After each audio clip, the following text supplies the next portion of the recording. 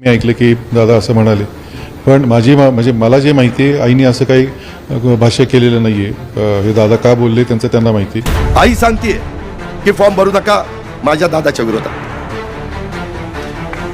युगेंद्र जेव्हा एकदा आईशी बोलत होता तेव्हा आई म्हणले नाही तुला काय योग्य वाटेल ते तू कर, शेवटी मला दोघंही सारखं. मी त्याच्यामध्ये म्हटलं ना किंवा माझी मागे चूक झाली. आता चूक कोणी केली? मी चूक केली तेव्हा सुद्धा मी त्याला पोट तिडकीने सांगत होतो की दादा नको करू. आपल्या घरामध्ये ती आपली लहान बहीण आहे, जिला आपण अंगा खांद्यावर खेळवलंय, जिला चालायला पहिलं पाऊल तिनं आमच्या समोर टाकलंय आणि तिचं तुझ्यावर खूप प्रेम आहे. कोपा राहिला पिढ्यानपिढ्या जातात, तुटायला वेळ टाकत नाही. कारण साहेबांबद्दल वगैरे चर्चा बिलकुल झालेली नाही. कारण आईला जसा दादा आहे तसाच युगेंद्र पण तिचा नातू आहे, त्याच्यामुळे तिला दोन्ही सारखे आणि ते कधी राजकारणावर भाष्य करत नाही. मोठ्या व्यक्तींनी तर त्याच्यामध्ये सांगायला पाहिजे होतं.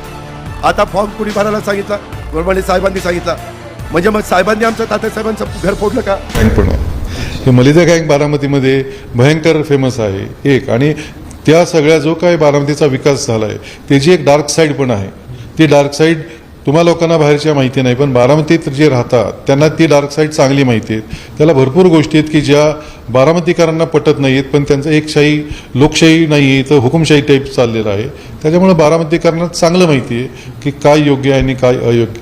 मी ऐकलं की दादा असं म्हणाले, पण म्हणजे मला जे माहिती आहे आईने असं काही भाष्य केलेलं नाहीये. हे दादा का बोलले त्यांचं त्यांना माहिती. कारण साहेबांबद्दल वगैरे चर्चा बिलकुल झालेली नाही. कारण आईला जसा दादा आहे तसाच युगेंद्र पण तिचा नातू आहे, त्याच्यामुळे तिला दोन्ही सारखे आणि ते कधी राजकारणावर भाष्य करत नाही. त्याच्यामुळं मला नाही वाटत आई असं म्हणाली असेल. पहिली गोष्ट. दुसरी, मी चूक केली तेव्हा सुद्धा मी त्याला पोट तिडकीने सांगत होतो की दादा नको करू.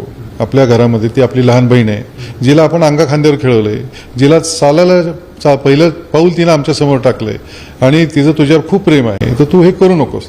तर ते माझं ठरलंय. त्याचं वाक्य एकच होतं, माझं ठरलंय.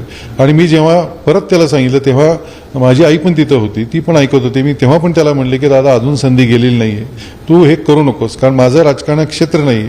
मी मुंबईला व्यवसाय करतो आणि इथं पण माझा व्यवसाय आहे, तर मी माझ्या राजकारणाच्या भानगडीत कधीच नाही पडलो. पण मला असं वाटलं की हे साहेबांना खूपच एकटं पाडलं आणि मला ते नाही आवडलं खरं म्हणजे.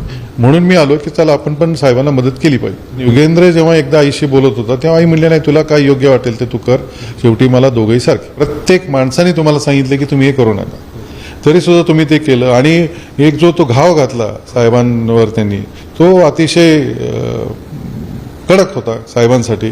साहेब दाखवत नाहीत, पण माझ्या दृष्टीने ते खूप मोठा घाव होता आणि तो घाव भरून निघेल पण ते व्रण कायम राहतील. त्याच्यामुळं मला असं वाटतं की तेव्हाच ते करायला नव्हतं पाहिजे. आणि शेवटी युगेंद्र पवार हे साहेबांचे फॉलोअर आहे आणि ते साहेब म्हणतील तेच करणार. तर साहेबांची पण काही गणितं असतील आणि साहेबांना शेवटी बारामती महत्त्वाची, बारामती सुधारणा करायची. मग साहेबांच्या विचारांनी बारामती एवढी पुढे आलेली आहे. आणि आता दादाचे विचार हे साहेबांचे विचार राहिलेले नाही आहेत, त्याचे विचार हे बीजेपीचे विचार आहेत. त्याच्यामुळे साहेब साहजिक आहे, हे राजकारण आहे आणि त्यांना बारामती खूप महत्त्वाची स्वतःसाठी. त्याच्यामुळे त्यांना तो विकास कायम करायला त्यांना पाहिजे तो उमेदवार त्यांना द्यावा लागणार. दाखला करत होता त्यांनी, रोहितची केली, लगेच त्यांनी सुप्रियाची केली, कसा आहेस तू, बरा आहेस ना, येऊन भेट.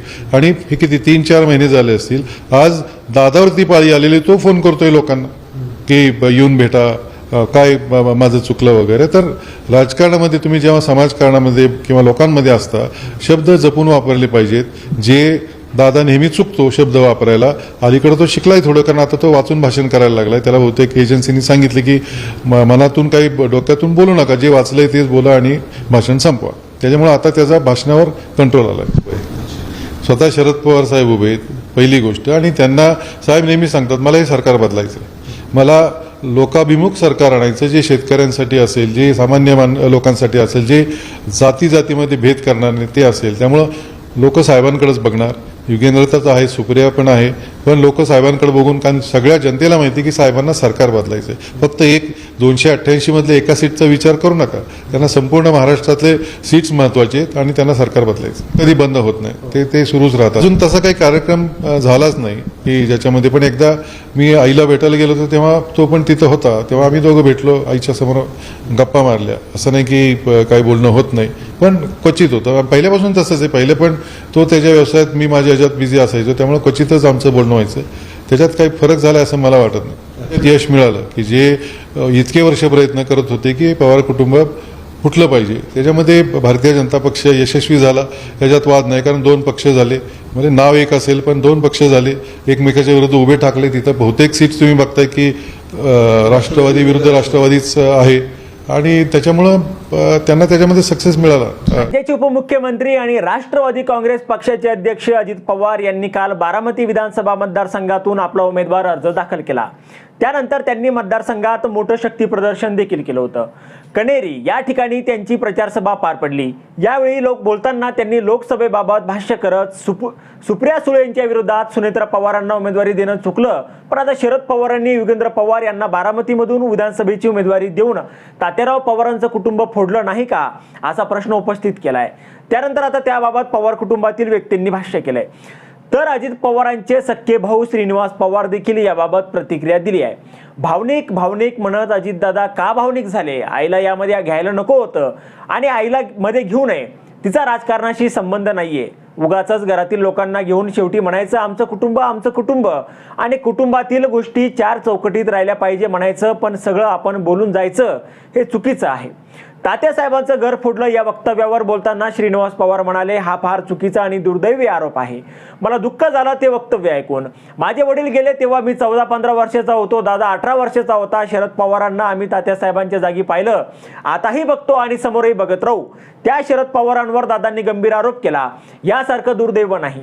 जशी साहेबांनी 30 वर्ष बारामती सांभाळली, नंतर अजित पवारांना बारामती 30 वर्ष सांभाळली. आता नवीन पिढीला संधी द्यावी, जसं दादा म्हणाले योगेंद्र पवारांनी माघार घ्यावी, तसं मी म्हणणार नाही. प्रत्येकाने आपापला विचार करावा. एकीकडे विकासाच्या मुद्द्यांवरती बोलायचं आणि दुसरीकडे भावनिक करायचं, हे का करावं लागतंय? तसेच कुटुंबाला मध्ये का आणलं जातं, असा सवाल देखील त्यांनी उपस्थित केलाय. मी सुप्रियाच्या विरोधात लोकसभेला सुनेत्राला उभं करायला नको होतं. जो काम करतो तो चुकतो. मी मनाचा मोठेपणा दाखवला, चूक कबूल केली, पण आता चूक कोण करतंय? पहिला फॉर्म मी भरणार होतो. सगळे तात्यासाहेब पवारांची फॅमिली आम्ही बिकट परिस्थितीतून वर आलोय. आईने आधार दिला. आईनं सांगितलं होतं माझ्या दादाच्या विरोधात फॉर्म भरू नका. फॉर्म कोणी भरायला सांगितलं असं विचारलं तर साहेबांनी फॉर्म भरायला सांगितलं असं सांगितलं गेलं. म्हणजेच साहेबांनी तात्यासाहेबांचं कुटुंब फोडलं असं म्हणायचं का, असा सवाल अजित पवार यांनी उपस्थित केला होता. त्यावर आता त्यांचे सख्खे बंधू श्रीनिवास पवार यांनी त्यांना प्रत्युत्तर दिलंय. यावर तुम्हाला काय वाटतं? तुमचं मत कमेंट बॉक्समध्ये लिहायला अजिबात विसरू नका. व्हिडिओ आवडला असेल तर जास्तीत जास्त शेअर करा. आणि आतापर्यंत मराठी जनता आपण आपल्या या चॅनलला सबस्क्राईब जर केलेलं नसेल तर चॅनलला सबस्क्राईब करा.